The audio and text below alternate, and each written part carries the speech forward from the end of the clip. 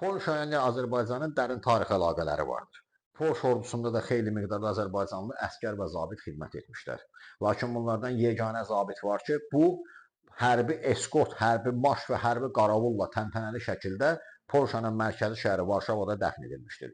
Bu, polkovnik Vəlibəy Yadigarovdur. O, Borçalının təkər elindəndir. Hərbi Tiflis hərbi məktəbini qurtardıqdan sonra 1916-cı ildə Birinci Dünya müharibəsində iştirak etmiş və dəfələrlə təltif edilmişdir Rusiya tərəfindən.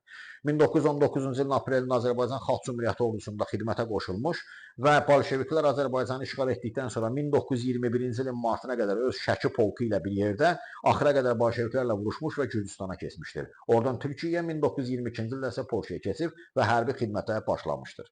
Eskadron komandiri olmuşdur. 32-ci ildə Ali Hərbi Akademiyanı bitirdikdən sonra isə briqada komandiri rütbəsini almış və polkovnik rütbəsini almışdır ki, bu 1939-cu ildə olmuşdur. Və almanlara qarşı vuruşmuş, 1940-cı ildə isə döyüşlərin birində əsir düşmüş, lakin almanlar tərəfindən buraxılmışdır. Buna baxmayaraq Armiya Krayovaya daxil olmuş və almanlara qarşı vuruşmuş, almanlara qarşı baş verən 1944-cü il Varşava üsyanının təşkilatçılarından olmuşdur. Müharibə qurtardıqdan sonra isə 1949-cu ildə Argentiniyaya köçmüş və orada yaşamışdır. 1971-ci ildə isə vəfat etdikdə Polşa hökuməti onun hərbi xidmətlərini nəzərə alaraq onu Varşavaya gətirmiş, hərbi eskort və hərbi qaraolun müşahidəti ilə təntənəli şəkildə dəfn etmişdir. 2017-ci ildə isə Varşavada onun adına heykəl qoyulmuşdur.